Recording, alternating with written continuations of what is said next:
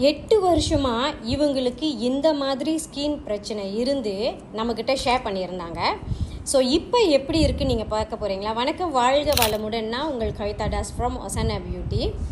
So இப்போ அவங்களோட கை பாருங்க எந்த அளவுக்கு இந்த ஸ்கின் பிரச்சனை வந்து நல்லபடியாக குணம் ஆகாது. ஆக்சுவலி ஜஸ்ட் கண்ட்ரோல் பண்ண முடிஞ்சிருக்கு. ஓகேங்களா? நம்மளோட அறுதாம் பச்சை சோப்பு அண்ட் ஒசானா ஆயில் யூஸ் பண்ணி அவங்களுக்கு இந்த மாதிரி நல்ல ஒரு ரிசல்ட் தெரியுது. நீங்கள் பார்த்தீங்கன்னா கண்டிப்பாக நம்மளோட அறுதாம் பச்சை சோப்பை நீங்கள் ட்ரை பண்ணி பார்க்கலாம்.